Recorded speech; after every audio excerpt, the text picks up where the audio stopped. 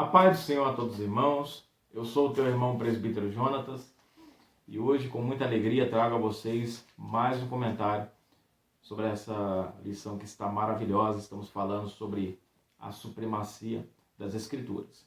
E hoje, na lição de número 9, trataremos do seguinte assunto: as histórias e as poesias falam ao coração.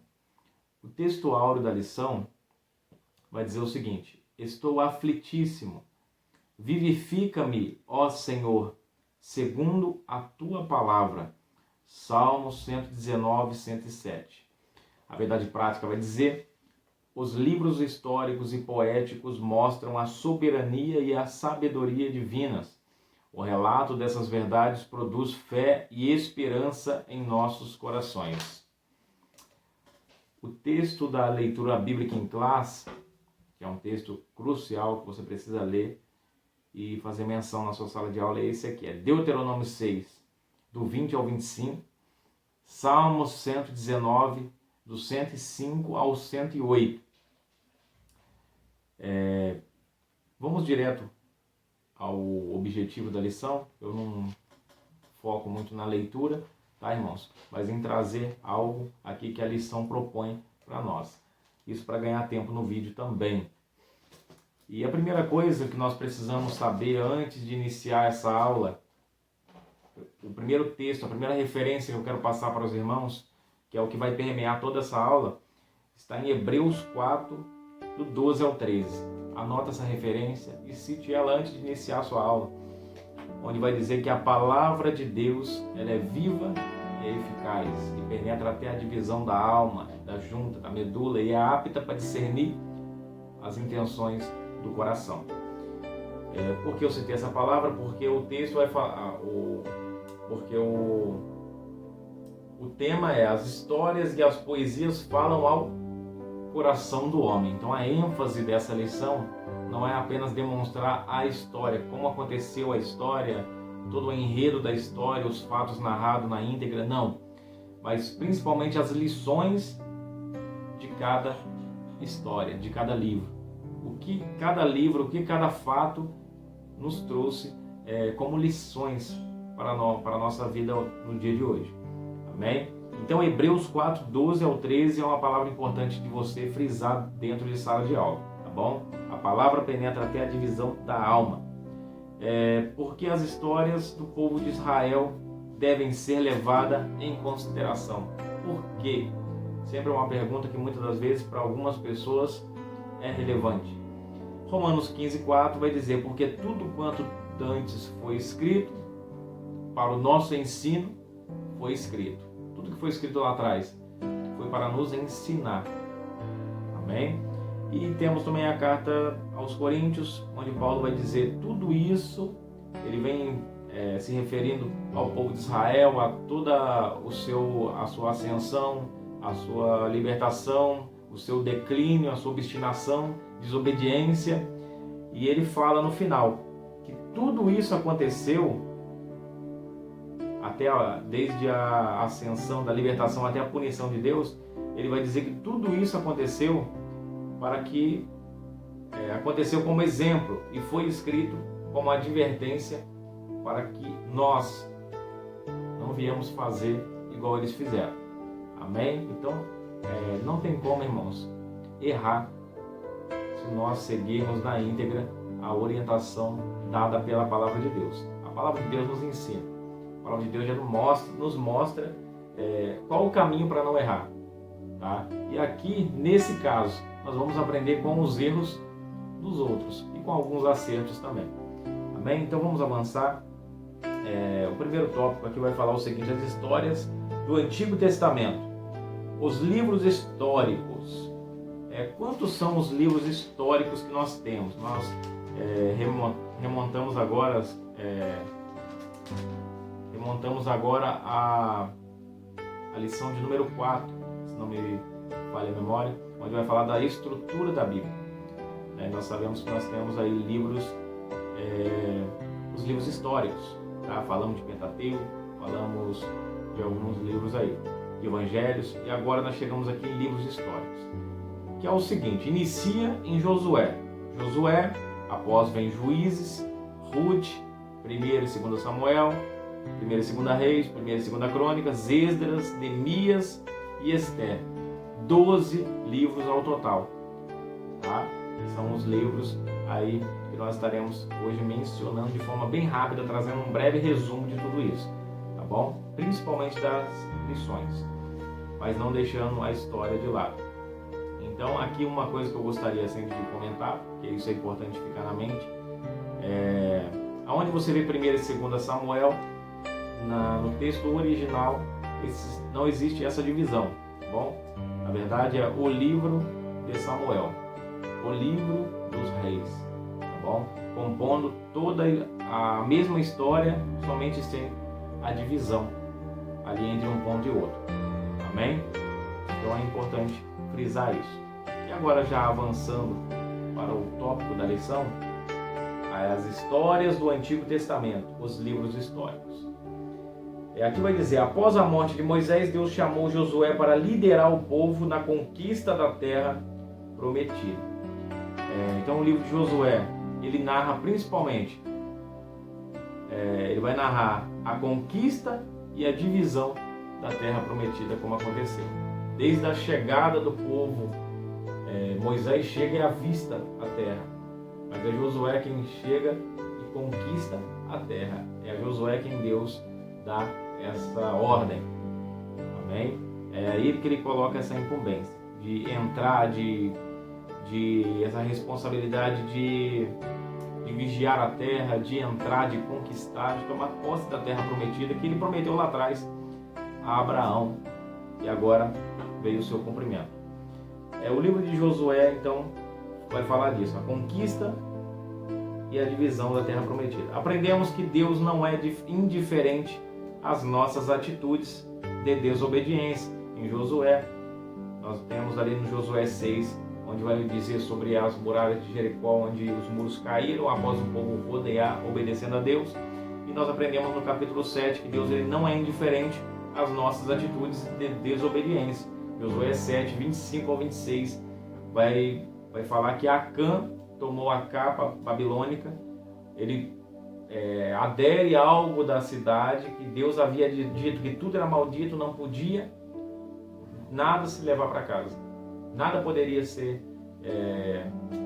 ter apreço, era tudo para ser destruído. E Acã leva para casa, e nós conhecemos a história, como ele leva a maldição para casa, a casa dele se torna uma maldição, portanto deveria também ser destruída juntamente com Jericó. E foi destruída toda a sua família por culpa da desobediência desse homem. A ênfase maior do livro está na fidelidade de Deus, no cumprimento de suas promessas. Nós vemos Gênesis 12, quando Deus chama Abraão, e ele fala ele faz essa promessa. Em Gênesis 15 ele faz essa promessa. E nós vemos em Josué 21, 45, que é um texto aqui, um dos textos principais, muito relevante para esse ponto da lição. Quando você abre em Josué, capítulo 21, 45, vai dizer o seguinte: a palavra alguma falhou de todas as boas coisas que o Senhor prometera à casa de Israel. Tudo se cumpriu. Então a ênfase do livro de Josué é na fidelidade de Deus, mesmo em meio à infidelidade da nação. Aí nós temos um outro texto aqui importante, e muitas das vezes mal compreendido, que é o texto de 2 Timóteo 2,13. 2 Timóteo 2,13 vai dizer o seguinte, porque aqui eu estou falando acerca da fidelidade de Deus. Deus manteve a sua fidelidade, ele prometeu e foi fiel, independente da infidelidade da nação. Mas aí nós precisamos ler esse texto aqui também, sobre a fidelidade de Deus. 2 Timóteo 2,12. Se perseverarmos com ele, também reinaremos, e se o negarmos, também ele nos negará. Se somos infiéis, ele permanece fiel, porque não pode negar-se a si mesmo. E muitos pegam essa palavra e diz, até em oração muitas das vezes: Senhor, nós sabemos que o Senhor é fiel, mesmo que eu seja infiel, então as suas promessas irão cumprir na minha vida. Mas quando nós olhamos para a história, não é isso que o texto está dizendo. Quando nós observamos a história, como que Deus conduziu o seu povo, muitos daqueles que foram infiel com Deus morreram, pararam no meio do caminho, não alcançaram a promessa, não chegaram na terra prometida. Mas aí você vai me perguntar, mas cadê a fidelidade de Deus? A fidelidade de Deus, o compromisso de Deus é com a palavra que Ele lançou, a promessa que Ele fez. A promessa era o quê? Que esse povo ia ser introduzido na terra prometida. Não importa quantos ou quem, mas que o povo de Deus seria introduzido na terra prometida, seria. E isso nos traz uma lição importante. Uma lição importante, que Deus ele tem promessas em nossas vidas, mas quando nós somos infiel à promessa, essa promessa não vai deixar de ser cumprida, mesmo que seja cumprida através de outra pessoa, porque Deus ele não é conivente com o pecado, Deus não é conivente com o erro, irmãos? Então, mesmo que todo o povo errou, Deus manteve a sua promessa. O povo continuou caminhando e aqueles que foram fiéis foram acompanhando a fidelidade de Deus, mas aqueles que foram infiéis foram ficando para trás. Tá bom? Deus é fiel, mas Ele nunca irá falhar nas suas promessas. Mas a minha atitude em relação à promessa pode mudar todo o curso da história. Eu digo da minha vida, porque a promessa vai se cumprir. Mas a minha vida, eu posso interromper esse ciclo, essa promessa a qual foi feita em minha vida pela minha infidelidade. Amém, irmãos? Então a infidelidade tem sim uma punição. Então precisamos ser fiel a Deus. Assim como Sadraque, Mesaque e Abednego, o rei erege ali uma estátua e todo mundo tem que adorar e eles não se dobraram. Isso é fidelidade. Ou seja, por uma lei estabelecida pelos governantes, mesmo que a minha vida seja prejudicada, eu vou ser fiel a Deus. Eu vou me manter na promessa. Isso é fidelidade. Amém? Se manter fiel ao teu Pai, ao teu Senhor, aquilo que Ele te disse. Então não é só esperar de Deus. Eu preciso fazer alguma coisa. Então essa é a ênfase aí maior do livro de Josué. Agora, Juízes. O livro de Juízes, nós vamos encontrar aqui uma história também muito truculenta, nós podemos dizer até. Uma história truculenta, uma história de dor, mas que também vai demonstrar a fidelidade de Deus para com o seu povo. Josué, Juízes. O livro dos Juízes narra um período onde Israel fora liderado pelos juízes. Uma série de juízes foi ali após Josué, após a morte de Josué. Josué foi o último líder. Aí Deus instituiu aí os juízes. E o primeiro foi um dos que acompanharam Josué, que foi Otiniel. Tá? Nós temos aí, se você quiser anotar, o primeiro juiz foi Otiniel, o segundo Eude, o segundo Sagar, Débora, uma mulher, Gideão, Tola, Jair, Jefté, Ibsã, Elon, Abdon, Sansão, Eli e conclui em Samuel. Nós, quando abre lá a 1 Samuel, nós vamos ver que ele era juiz, rei, e ele foi o último juiz que teve. Tá? E só para não ficar aqui somente no meu comentário, eu vou estar lendo aqui uma sinopse que eu anotei aqui, que é muito importante para a gente entender isso que eu estou dizendo aqui. A sinopse aqui. 3 períodos em que se pode dividir o livro, esse livro de Juízes. Primeiro, período imediatamente após a morte de Josué, que foi o momento que inicia os juízes. Período da 7 apostasia, dos 6 períodos de servidão e da guerra civil. Tá? Podemos dizer em linhas gerais que o período dos juízes foi o período de indas e vindas, de momentos de apostasia, onde o povo começou a apostatar da fé, começaram a voltar às velhas práticas de adorar deuses pagãos. E por isso que nós, quando olhamos Juízes, nós vemos assim um ping-pong. O povo vai, peca, Deus envia Midianita, Deus levanta os Moabitas, a Malequita, para poder destruir, para poder punir o pecado do povo. E quando o povo clamava, porque estava sendo oprimido, Deus vinha com a sua misericórdia, com o seu amor, estendia suas mãos e libertava, livrava o povo ali da servidão. E novamente o povo pecava. Então por isso que vai dizer que foram 6 juízos que vieram nesse período. Porque o povo pecava, Deus mandava. O povo se arrependia, Deus tirava a sua mão. O povo pecava, Deus lançava a sua mão de novo. E assim, durante 6 vezes, e o povo não aprendia. Para os irmãos terem a noção, de como a nossa natureza, ela é endurecida. Ela pode se tornar rígida se nós deixarmos. Se a gente deixar a nossa vida ser conduzida da maneira que ela quer, o final será isso. No final de tudo isso, se você não controlar os seus impulsos, se você não se policiar do que você fala, se você não refletir sobre a vida, o seu coração ele vai se tornando duro, cada vez mais duro, até que você não vai sentir mais afeição nenhuma por ninguém, por nada, vai se tornar uma pedra, apenas vivendo no meio de pessoas. Amém? Então nós precisamos se policiar para não se tornarmos como o povo. Período das 7, eu falei 6, eu errei. 7 apostasias e dos 6 períodos de servidão. Não, acertei, era falando sobre apostasia e servidão. E da guerra civil. Primeira servidão, temos aqui a Mesopotâmia. Juiz era Otiniel ou Otoniel. A segunda servidão, a Moabe, Deus enviou Moabita. O juiz era Eude e Sangar. A terceira servidão, Jabim e Sísera. Juízes, Débora e Baraque, nesse tempo. A quarta servidão, aos midianitas.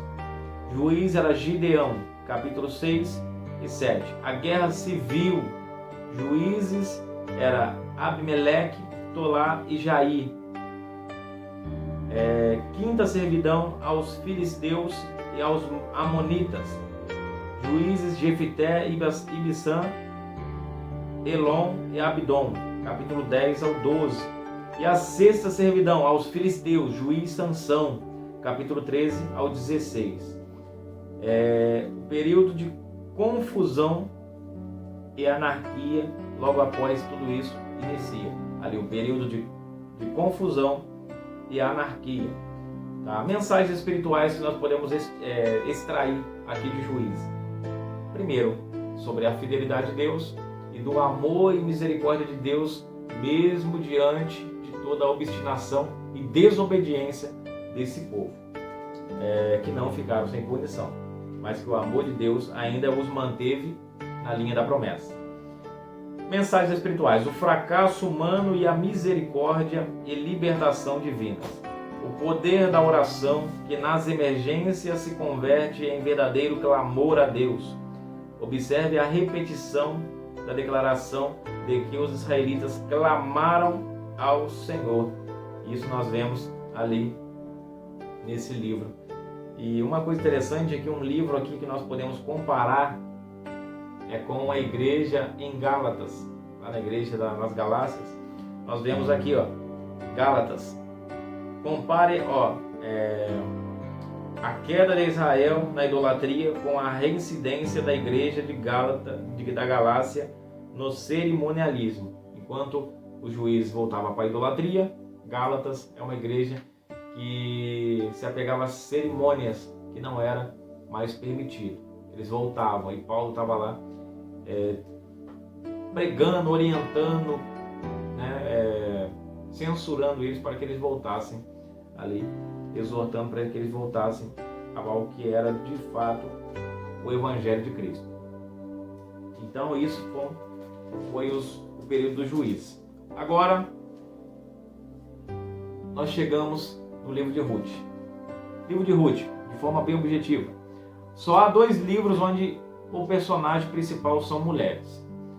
E o primeiro é o livro de Ruth e o segundo é o livro de Esther. São 2 livros apenas que tem ali personagens mulheres como autor principal, tá? Então o livro de Ruth e depois o livro de Esther, que nós estaremos comentando no final. Ruth, a Moabita, a mensagem central, o resumo, tá, irmãos? Ruth, a Moabita que casou-se com um hebreu. Tá? Ruth casa com um dos filhos de Noemi, né, que tinha Quilion, e o nome do outro fugiu da mente. Vou pegar aqui. Malom e Quilion, que eram os 2 filhos de Noemi. Ruth casou com um deles. A Bíblia não relata ao certo com qual deles foi, tá? Mas um era casado com Orfa e a outra com Ruth. Enfim, mas Ruth era moabita e casou com um hebreu. Isso aqui já é uma mensagem poderosa, porque a Ruth, isso aqui nos insere, lembra de nós, porque Moabita era um povo estranho. Moabita era um povo que não podia se aproximar do povo de Deus, não podia unir em patrimônio, em matrimônio no reino de Deus, não podia, tá, irmãos? Hebreu tinha que casar com hebreu. Moabita era um povo considerado amaldiçoado, assim como eu e você, que somos gentios, aos olhos dos judeus, tá? Mas Ruth se converte, e a declaração de fé dela nós vemos ali no seu livro, quando Noemi abre a oportunidade delas irem embora, porque o marido dela, Elimeleque, morreu. 10 anos depois, os 2 filhos, Elion e Quilion, que eram os filhos das noras, morreram, e as 3 mulheres saíram, porque ali houve fome ali em Moabe, e eles foram de volta para Belém. E 3 mulheres saíram procurando o que comer, procurando um sentido, não tinha marido para sustentar e não sabiam o que fazer. Então Noemi faz um pedido, fala: volte para trás, eu já sou velha, e mesmo que eu tivesse um filho agora, casasse, tivesse um filho agora, e ele tivesse na minha barriga, mesmo que o processo fosse rápido, de restauração fosse rápido, vocês esperariam o meu filho crescer para vocês casarem? Então pode ir embora, eu vou ser justo com vocês, pode ir embora, deixa, eu sou culpada de tudo isso. Ela se considerava já a culpada de tudo isso, de toda essa desgraça, perder marido, perder filho, tudo, e agora está nessa situação de fome. Então, nesse momento, Orfa olha para trás, abraça, beija Noemi e aceita esse pedido, vai embora. Mas Ruth fala: certamente que eu não irei. E ela vai dizer que aonde a senhora pousar, ali também pousarei. Aonde a senhora for, eu também irei. E aonde for sepultada, eu também serei. O teu Deus será o meu Deus. Olha a confissão de fé. E nesse momento, essa conversão dessa mulher a converteu e a tornou ascendente de Cristo. A colocou na linhagem de Cristo. E você vai observar que até na genealogia se fala de Ruth, a moabita que casou com um hebreu. E através dessa união veio quem? Veio Obed, que foi avô de Davi, pai de Jessé. Então, irmãos, você percebe como Deus não perde o controle. Quando você observa o livro de Ruth, você percebe que Deus não perde o controle hora nenhuma. Se não houvesse esse casamento, da onde Davi sairia? Davi veio dessa união, veio dessa linhagem ali. E é importante nós vermos isso, que às vezes Deus faz essas mudanças. E se nós formos seguir uma linha que nós estamos acostumados, se nós formos seguir uma ótica que nós estamos acostumados, que Deus vai sempre agir dessa forma, nós vamos se tornar cada vez mais engessado, mais enrijecido. Mas nós vamos incompreender a vontade de Deus quando Ele fizer algo novo. E Deus é Deus de coisas novas. E nós percebemos que ali Deus une. Deus traz Ruth, que era de fora, para dentro da fé. E foi a mesma coisa que Deus fez comigo e com você. Nós, gentios, Deus nos pegou, não tínhamos direito à herança, mas casou Ele veio e casou com o povo dele e falou: vocês agora são meus também. Vocês também pertencem à promessa a qual eu fiz. Amém? Então vamos avançar mais um pouco aqui. Não podemos estender nos livros, tá? Mas a história de Ruth mostra como uma mulher gentia se converteu ao ascendente de Jesus. Mostra o casamento dessa mulher com Boaz, que era um judeu, filho de Raabe. Olha para você ver outra que entrou na genealogia de Cristo, que era uma prostituta, ex-habitante de Jericó, mas que se converteu à fé e Deus a livrou, e ela casa com um dos espias ali que pousaram em sua casa no dia que foram espiar a terra. Casa com Salmo, e de Salmo vem quem? Boaz. E é com Boaz que Ruth vai casar. Ruth casa com Boaz, e dessa linhagem vem Davi e etc. Vai embora. Avançando mais um pouco, então a gente percebe o agir de Deus nesse momento. A Bíblia vai dizer que falta pão aonde eles estavam. Falta pão onde eles estavam. E ele sai, e no meio, no meio da trajetória, quando eles chegam ali em Belém novamente, eles veem uma campina, e Ruth fala, eles estavam com fome, e Ruth foi buscar espigas numa campina próxima. E de forma casual, vamos dizer assim, de forma não por um acaso, Ruth vai na campina de Boaz. Ou seja, foi para onde Deus queria que ela fosse. E ela começa a colher, e Boaz se afeiçoa com ela, e assim vem ali a possibilidade de casamento, e eles acabam casando. E louvado seja Deus por isso. Deus nunca perde o controle da história. É isso que nos mostra esse texto. E avançando mais um pouco aqui, irmãos, nós temos o livro de Samuel subsequente, após Ruth, o livro de Samuel, que vai girar ao redor de 3 pessoas. Samuel, o último dos juízes, Saul, o primeiro rei de Israel, e Davi, o rei modelo de Israel. Tá? E aqui, se você ver, tem diversos temas. Vai falar do nascimento de Samuel, a derrota de Golias, quando Davi é ungido rei, etc. Diversas histórias que nos faria passar horas e horas feliz, irmãos, emocionados. Mais um pouco, a mensagem espiritual aqui é o que? A oração é elemento dominante na vida de Samuel. Segundo Samuel, o tema principal, o reinado de Davi. Tá? Enquanto o 1 Samuel foca ali na ascensão de Samuel, de Saul, dessa mudança de teocracia para monarquia, que teocracia era Deus no governo, Deus queria falar, Deus usava uma pessoa, um profeta, Samuel, tá? Que era do momento, o profeta que Deus tinha levantado para ser o juiz entre a nação e o porta-voz de Deus. E mostra esse momento de transição, quando o povo pede um rei, Deus vem e levanta o melhor de Deus. No momento era Saul, Deus levanta Saul, e então mostra isso em 1 Samuel, essa transição de teocracia para monarquia. Não era o desejo de Deus, mas o povo pediu, e essa foi a vontade permissiva de Deus. Tá?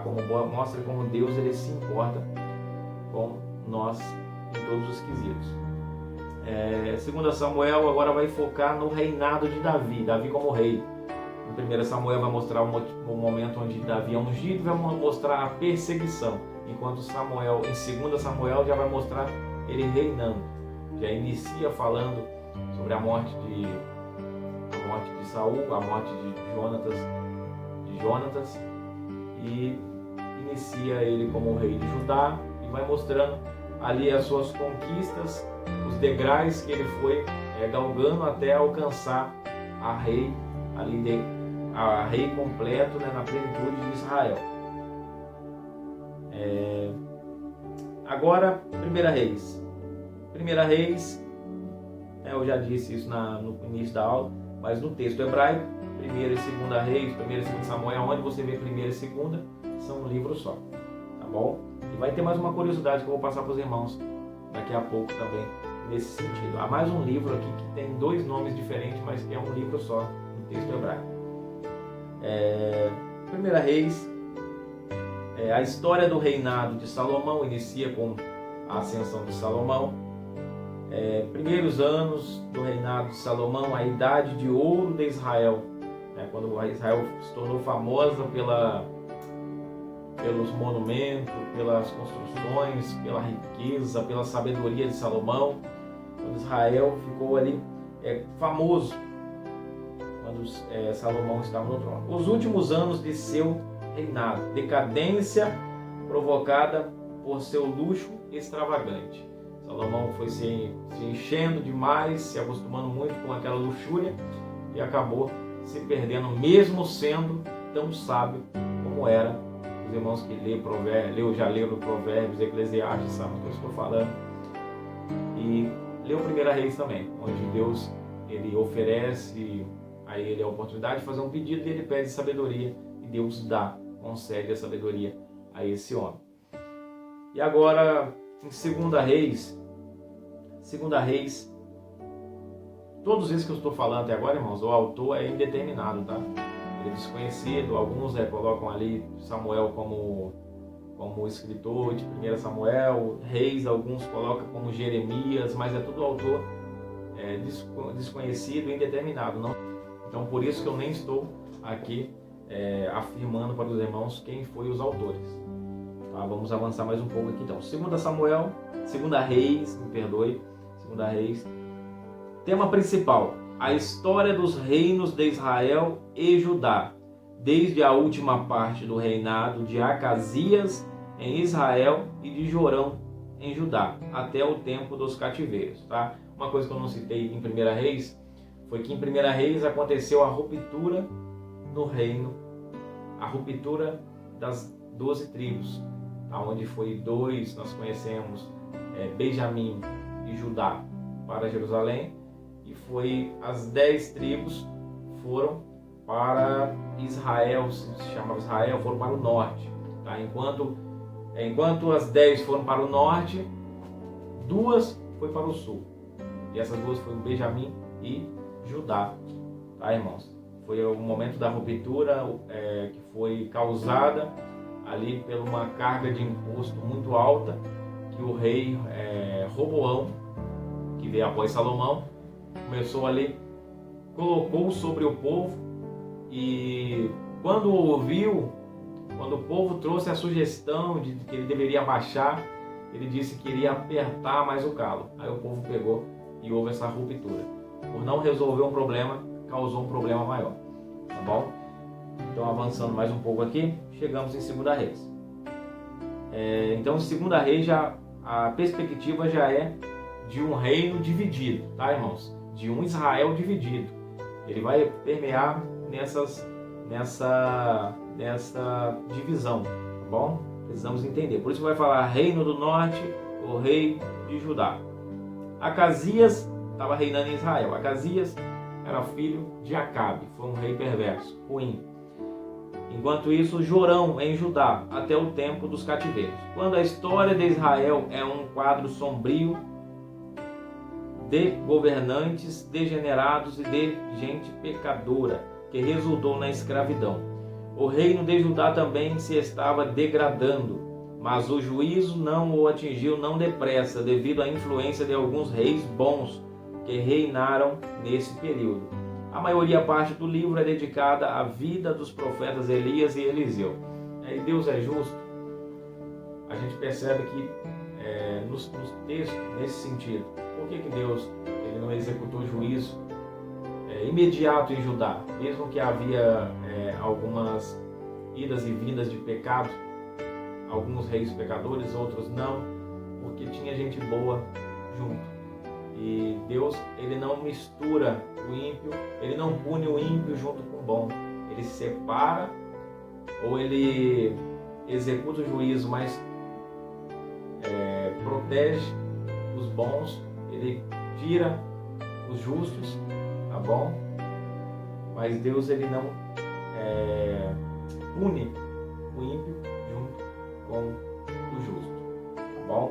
Então é importante a gente entender porque nós vemos lá quando Abraão vai com os anjos, ali ele olha para a cidade de Ló, onde Ló estava, né, a cidade de Sodoma, e ele fala que viria a destruição e Abraão começa a interceder se houvesse 50 homens bons. O Senhor vai destruir a terra, e ele fala, não, se houver 50 homens bons eu não vou destruir, até chegar ao número de 8, eu falei agora. Ele vai falar, não, se houver 8 justos eu não vou destruir. Ou seja, mas há momentos que Deus ele destrói, mas preserva, como foi o caso de Raabe. A muralha caiu, mas Raabe, como diz em Josué 3, ela estava em cima do muro e o muro permaneceu de pé. Aonde a casa dela estava, a casa dela permaneceu, mas o muro todo caiu. Então, horas Deus nos protege no meio e há momentos que Deus tira para poder destruir, para executar juízo. Foi o caso de Ló. Deus vai para executar juízo, Sodoma e Gomorra, os anjos chegam e tiram Ló de lá. Ele tinha a opção de ficar e sofrer as consequências, mas ele saiu. Amém? Enquanto os irmãos já conhecem, a sua esposa, a sua mulher olhou para trás, demonstrando um desejo ainda, um amor ali pelaquela cidade, por aquilo que estava ficando para trás, acabou morrendo. Então Deus não é injusto. A mensagem espiritual: a influência poderosa dos governantes sobre a nação. Em 2 Reis vai falar sobre, enquanto 1 Reis fala sobre o profeta que estava ali em eminência, em preeminência era Elias. Agora nós chegamos em 2 Reis, que é mais voltado, um outro profeta foi ali levantado por Deus, que foi Eliseu, foi discipulado por Elias. Agora Eliseu é o foco aqui no sentido espiritual em 2 Reis, enquanto em 1 Reis Elias era o profeta que estava ali repreendendo o povo e tentando de tudo ali, né, com o auxílio de Deus, fazer uma reforma entre o povo. 1 Crônicas e 2 Crônicas é a mesma coisa que eu já disse, é um livro só, mas a mensagem de 1 e 2 Crônicas é uma mensagem que vai trazer todo o ocorrido de 1 e 2 Reis, só que com alguns detalhes a mais, tá? E enquanto 1 Reis e 2 Reis já narram um texto, a grosso modo, podemos dizer assim, não com muita naturalidade, 2 Crônicas já tem uma característica mais espiritual em sua narrativa, tá? Ele já traz um sentido mais espiritual no texto envolvido.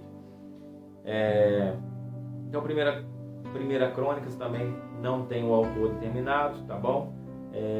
Alguns dizem que talvez, de acordo com a tradição, Esdras foi quem corrigiu ali o texto. Enquanto o povo estava no cativeiro, Esdras começa a corrigir o texto e a fazer algumas anotações a mais do que ocorreu, que não estava registrado, tá? Há quem diga, mas eu não vou atestar nada, tá bom? Então eu prefiro acreditar que era indeterminado. Até porque isso não muda nada, isso não muda as lições que são o principal no texto. Então, 1 Crônicas, o período provavelmente foi escrito durante ou logo após o exílio. Pode ser considerado um suplemento aos livros de 1 e 2 Samuel e 1 e 2 Reis, que falam do mesmo assunto, falam de rei Salomão.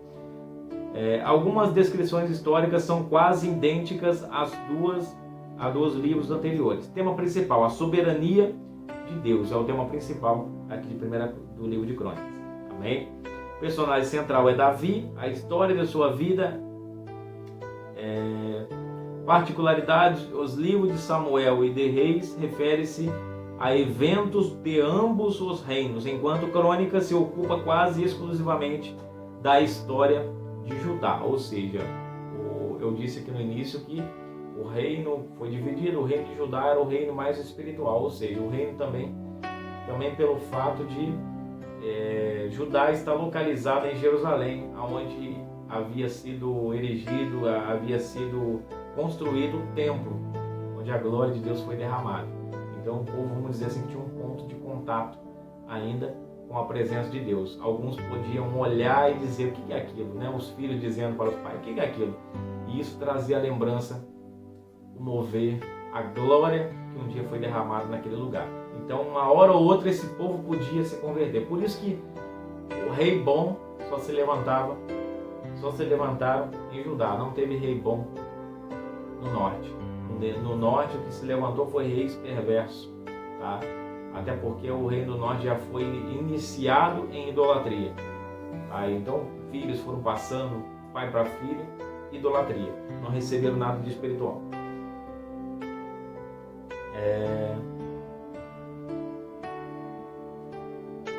Há passagens notáveis aqui no texto de 1 Crônicas é a oração de Jabes. Davi derrama água do poço de Belém, Salmo de Davi, em 1 Crônicas 16, do 7 a 36, a descrição do coro e da orquestra de Davi, capítulo 25, a última bênção e oração de Davi, 29, do 10 ao 19. 2 Crônicas vai dizer o seguinte: este livro é a continuação de 1 Crônicas e um suplemento aos livros de Reis. A história de Judá narrada aqui é, em termos gerais, um quadro sombrio de instabilidade e apostasia, mesclada com períodos de reforma espiritual, como eu disse. Alguns se perdiam, alguns traziam de volta a essência da adoração ao verdadeiro Deus. Tá? Então é entre indas e vindas, e Deus ali estava guardando aquele povo e mantendo a sua promessa, a qual ele tinha feito. E elemento espiritual o elemento espiritual é mais destacado em Crônicas do que em Reis, como eu disse aqui já. 5 períodos de reforma que houve ali em 2 Reis, que são importantes eu destacar aqui.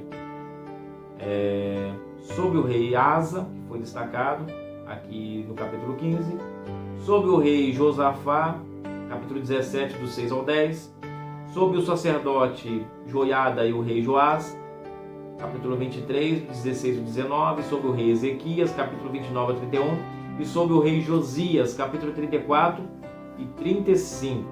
Tá? A sinopse aqui que nós podemos trazer aqui: reinado de Salomão, o sacrifício de Salomão em Gibeão e a sua sábia escolha, a construção do templo, a glória do Senhor, a oração de Salomão na dedicação do templo, o Senhor aparece de novo a Salomão de noite, a prosperidade, a fama, a visita da rainha de Sabá, a insensatez de Roboão, que causou a divisão, a história de vários reinados de Roboão a Zedequias. E a mensagem espiritual que nós podemos extrair aqui desse livro de Reis é o seguinte: o poder da oração para obter êxito e vitória. Porque sempre que alguns reis ali de Judá ficavam sabendo, como o rei Ezequias, ficavam sabendo que alguma invasão ia acontecer, dobravam seus joelhos, jejuavam, oravam, e Deus mudava a história. E foi, se não me falha a memória, irmãos, me perdoe, salvo engano, se não me falha a memória, foi Ezequias, um rei que ouviu dizer que Senaqueribe iria invadir a terra, e quando os sírios iriam invadir ali Jerusalém, e quando ele ouve dizer isso, ele entra e ora e clama ao Senhor, porque ele não tinha ali capacidade para derrotá-lo. Aquele exército era muito poderoso, e ele ora e jejua. E há uma característica importante nesse texto, porque vai mostrar que a afronta foi feita a Deus, não foi feita ao exército de Deus. Ele afronta diretamente a Deus. E é nessa ocasião que Deus envia um anjo apenas. E esse anjo mata mais de 125 mil homens. Você pensa que um anjo é fraco? Foi criado por Deus com esse poder, tá, irmãos? Um poder tanto de destruição, isso para proteção e subserviência do povo de Deus na terra.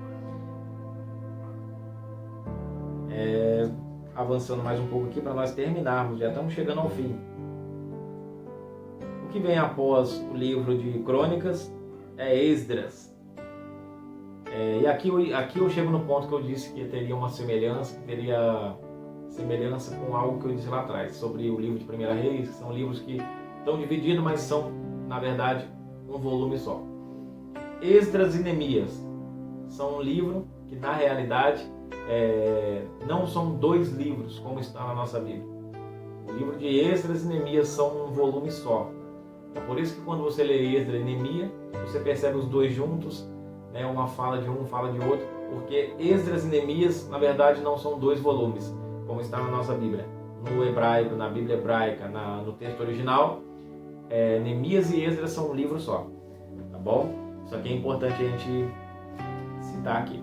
Desconhecido, crê-se que Esdras, embora não seja o autor de todo o livro, tenha compilado as partes que não escreveu. Esdras, de descendência sacerdotal, foi judeu exilado na Babilônia.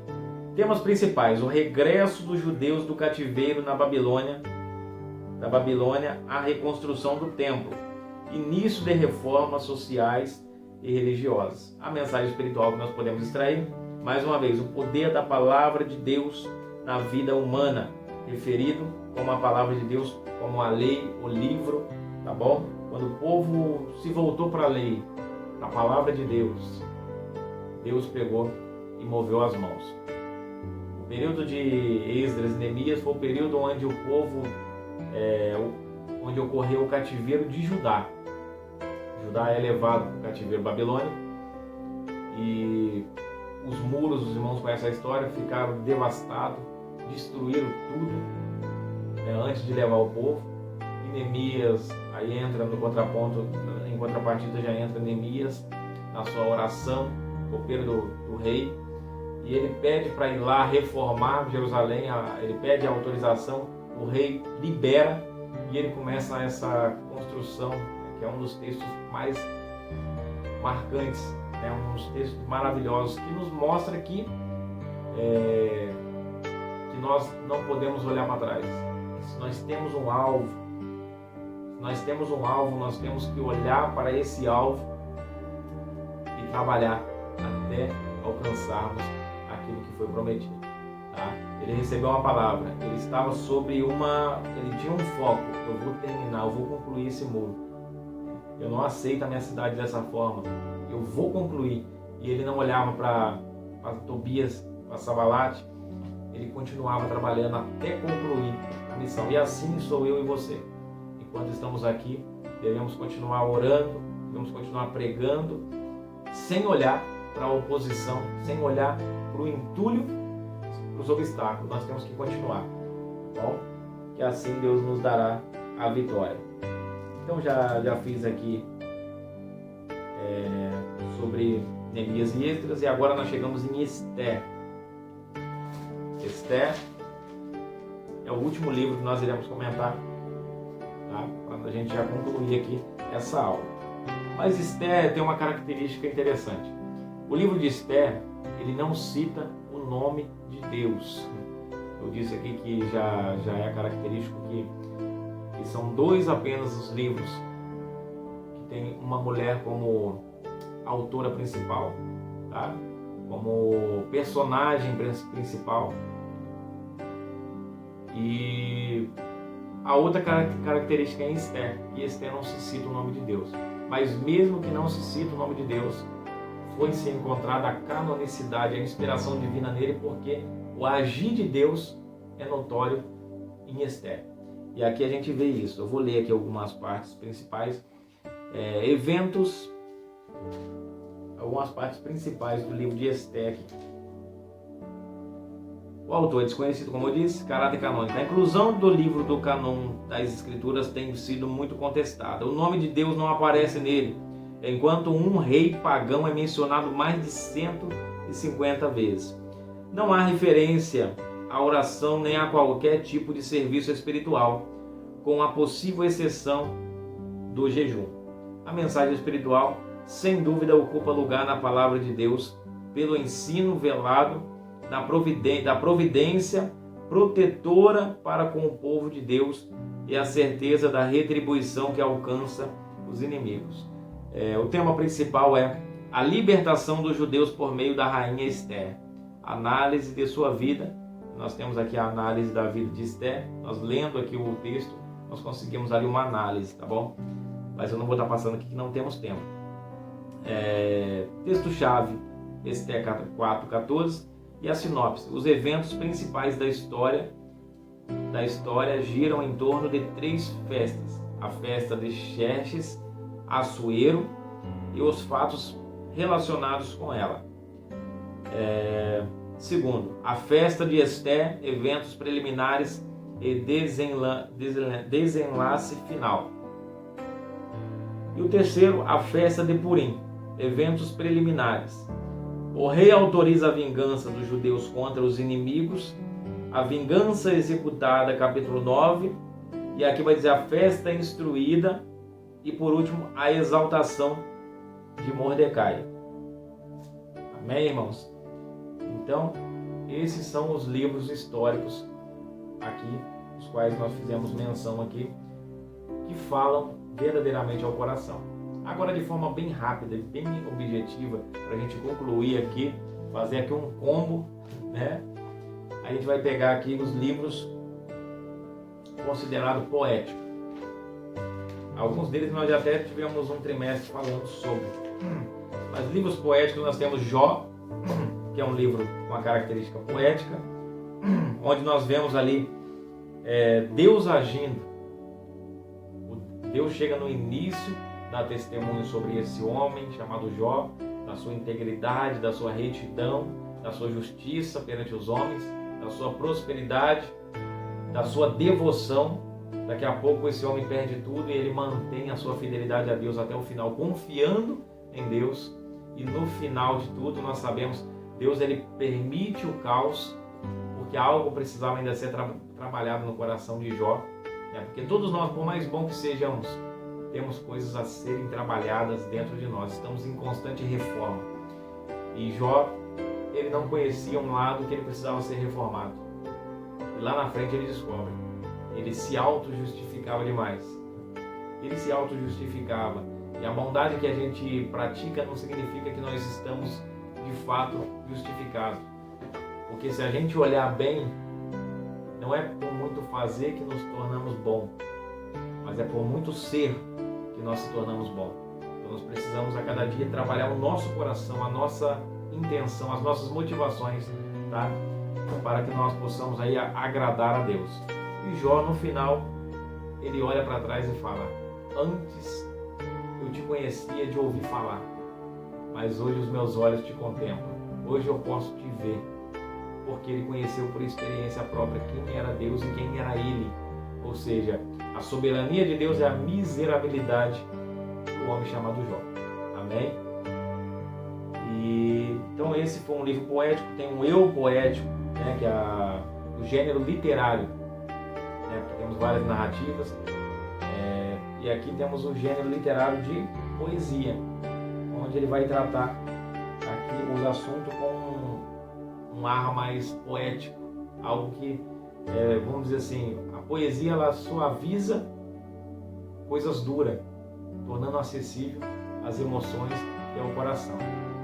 Traz lições, faz as lições entrar em nosso coração e a gente assimilar melhor para pôr em prática. Amém?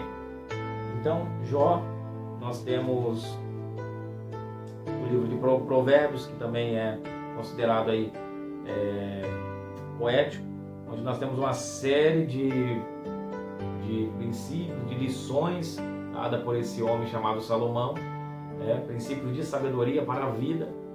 E há quem diga que Provérbios é um livro muito atual, e Eclesiastes também. Traz informações que se nós pegássemos e lêssemos Provérbios todos os dias, a gente seria pessoas melhores. A gente lidaria com a vida de uma forma melhor e colheríamos melhores resultados. E Eclesiastes já é o livro enquanto Provérbios é o livro onde Salomão estava na sua meia-idade, vamos dizer, o seu 50.